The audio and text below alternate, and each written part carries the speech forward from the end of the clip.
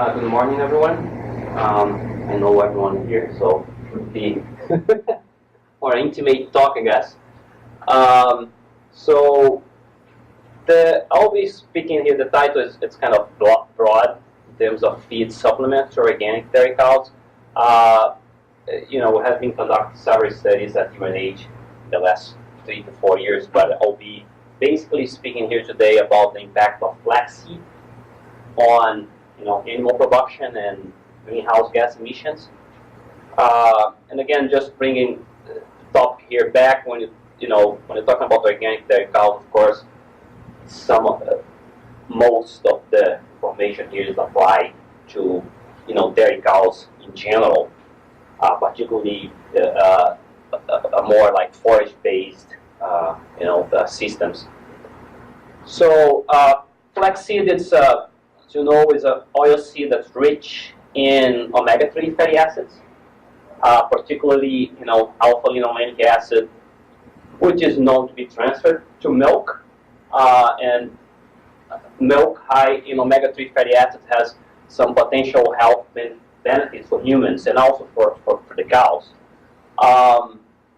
So feeding flaxseed also has been shown to increase other beneficial fatty acids like the conjugated linoleic fatty acids, also called commonly known as CLAs. So in addition to just potential health benefits, flaxseed also has been linked to reduce methane emissions, and methane emissions you have to be bringing back not only in terms of the environment, but methane emissions, if you reduce methane emissions in general, you improve feed efficiency in lactating dairy cows. So just give you an idea here in terms of we're talking a lot about the fatty acids in milk, so that's the general classes. Most of the milk fatty acids are saturated fatty acids, ranging from 55 to 80% of the total fat. 15 to 13% of the total fatty acids in milk are they call monounsaturated fatty acids, basically with one double bond between carbons.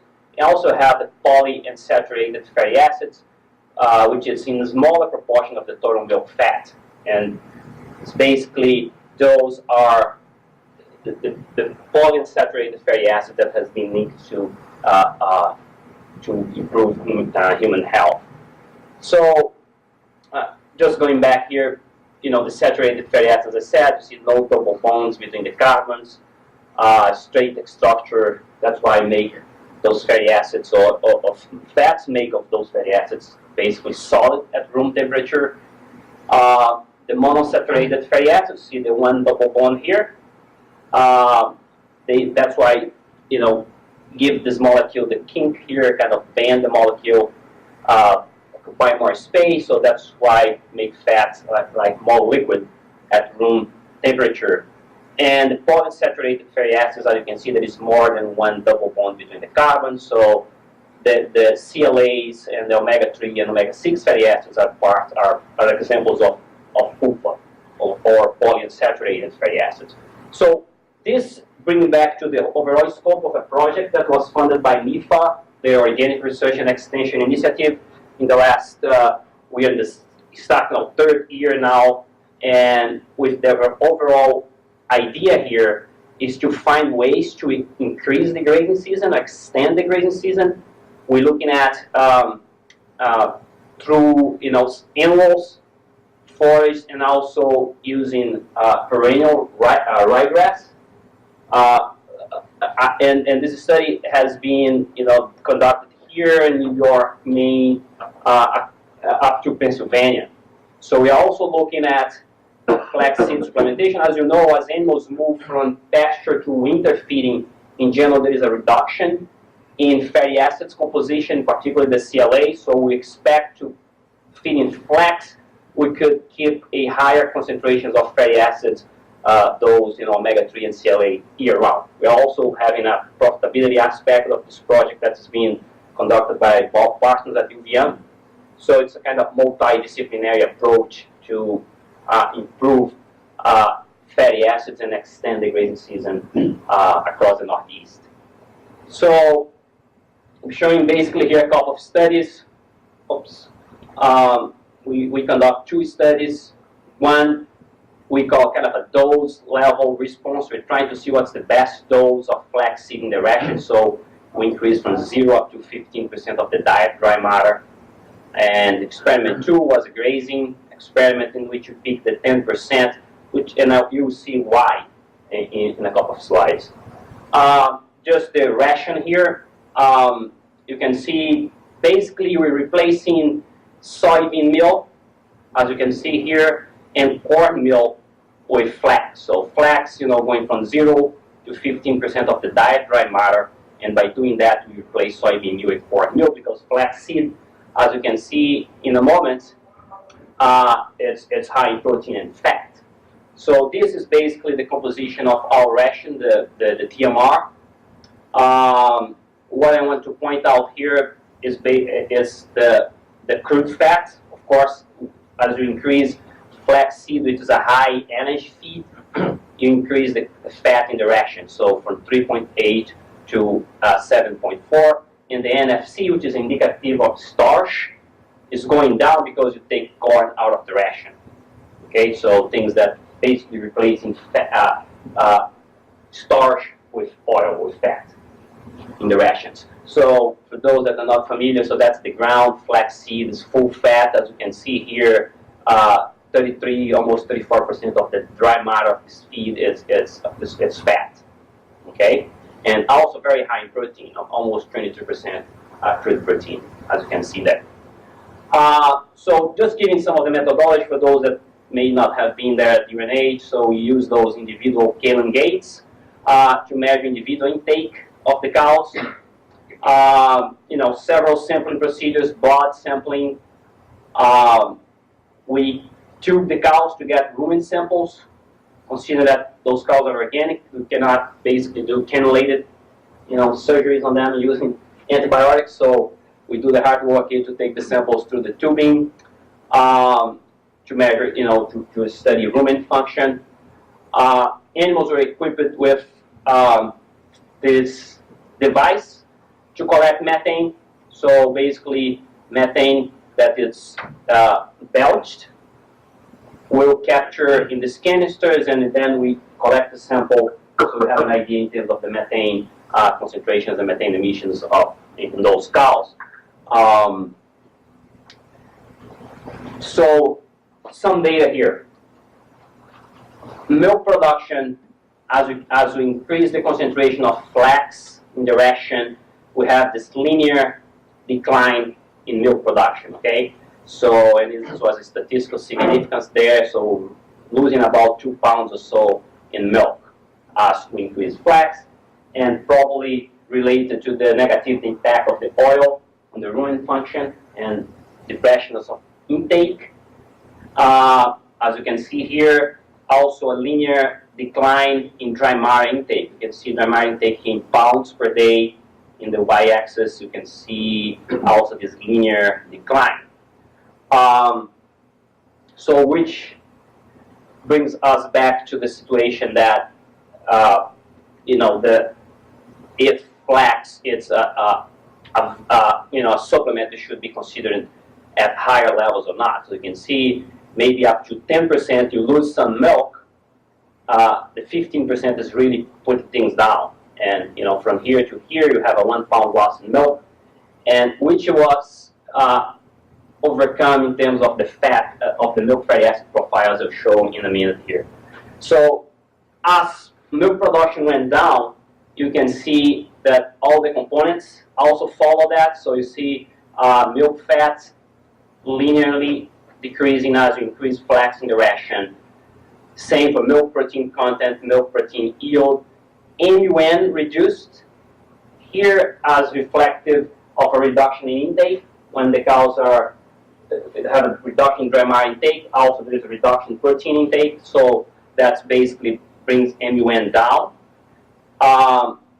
which is positive, I would say.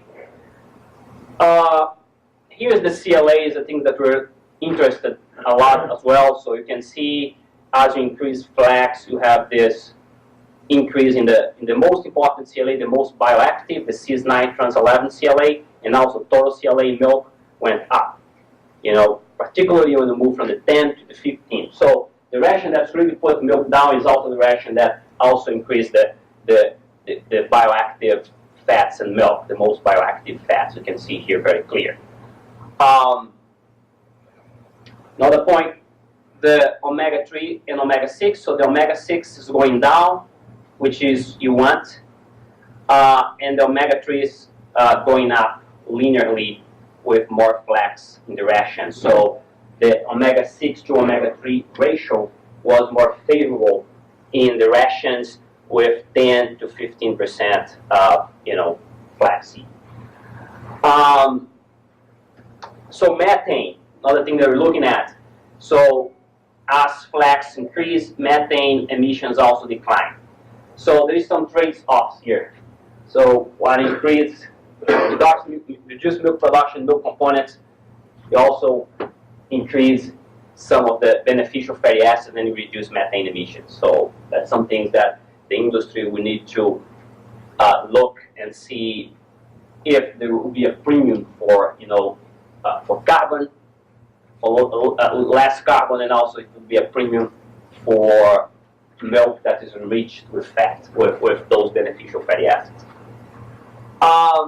So that's kind of close up the first study, kind of in a kind of fast, showing the data here. We then, based on that information, we are also interested to see how is the year-round use of flax. So we fed during the winter feeding and then during the grazing season, and we pick up the 10% based on some of those results. So we choose the 10% dose of flax, which appears to be the one that has positive impact on the fatty acids, but also did not reduce milk drastically. So that's kind of the ration. This experiment just finished last September, so I don't have all the data. So this is how the diet was formulated. And we have about 40% of pasture, and at UNH we feed a TMR, and the TMR was baleage, some molasses, ground flax, and the organic grain milk. Again, we're replacing starch with fat, roughly here. So some of the sampling procedures, we use those ice cubes, basically, who know where the cows are going in terms of activity, how long she kept laying down or walking, so we count steps, so kind of monitor her movement in the farm.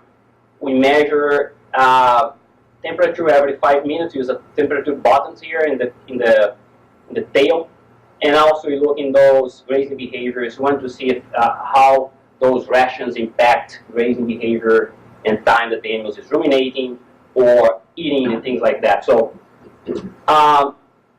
so we do our usual sampling procedures, botanical composition of pasture biomass, pre and post grazing measurements of pasture intake. So interesting here in this study, I broke down by month because we have this study across the grazing season, as you can see here, from June to September. So in general, you see there is no dietary effect. There is no difference between the 0 and 10%, no different statistical difference. We have numerical reduction in milk production, what's similar to the winter feeding trial, about 1 pound of less milk in cows receiving the 10% flax, but there's no statistical difference. There is a month effect here. August appears to be the month that the cows produce more milk. Again, I don't have yet all the data to see like a pasture composition, but appears to be the month that the cows were producing more milk. The TMR intake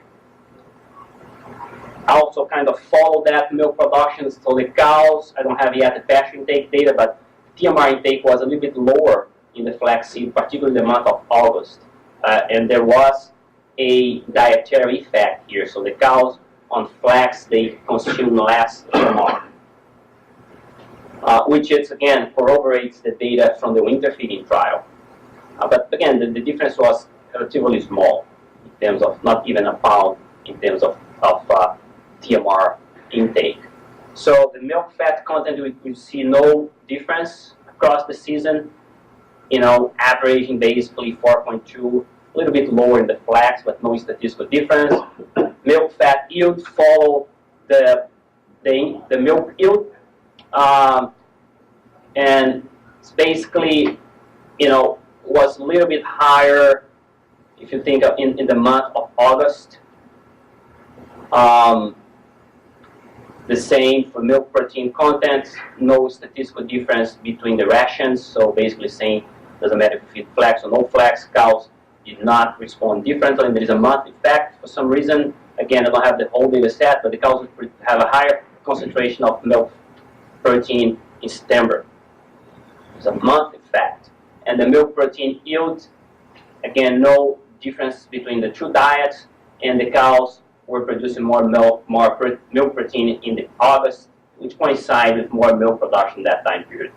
But again, no significant difference between rations in terms of milk protein yield. So we also measure methane using the green feed system, which is basically an automated system that the cows visit the feed station, and while she is consuming a pellet, like we use alfalfa, that is automatically dropped every minute for her to keep her around 5 minutes there. While she's breeding, there is methane sensors that we can collect methane and CO2 on those animals. They need to be trained to get into this, but when they get trained, they know there is some feed there, so they go back. Here is just another view of the system. Is solar panel we deploy on pasture, and every time that the cow move for a paddock, we move the system with the cows, so we can have a good number of visitations. And you can see here that that's the methane, which was different. There is no significant difference, no statistical difference, which is in contrast to the feeding trial, the winter feeding trial. But you can see here the number of visitations, so over 4,000 visitations across 120 days. So we kind of, I think, is a reliable technique in terms of number of points that we can get. But there is no statistical difference in terms of methane emissions. And again, we are still in the preliminary analysis of this data set to have an overall idea in terms of the production.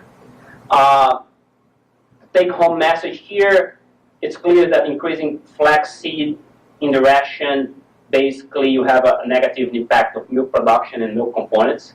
However, there was an increase in the milk fatty acid profile towards the more favorable, the omega-3s and the CLAs.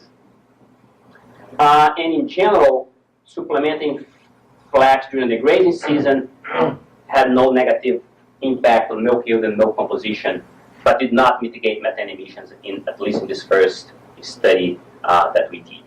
Okay, so with that, I have open for a couple of questions. One question. One question.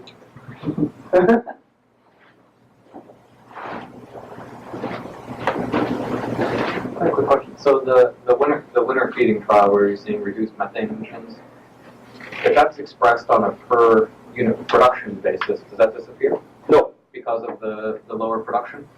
Well, the linear trade, when we express that as energy corrected milk or fat corrected milk or even fiber intake, is still the linear trend to moving down. You still see it? Yeah. So it is more important than amount, isn't it? So if you get expressed back on the feed efficiency base, Yeah. you still reduced methane. What's your hypothesis for why you didn't pick up that signal on the pasture-based system? Well, I mean, there is a difference in terms of the basal ration. While in the other one we have a TMR based baleage. In this case, we bring in a pasture with a different, nutrient composition. It's still, that data is still a little bit preliminary. We just got the raw data and kind of do some numbers to present it here. But we did an in vitro study using pasture as a matrix, and as we replaced, we saw a decline. So I was a little bit surprised to see a lack of effect.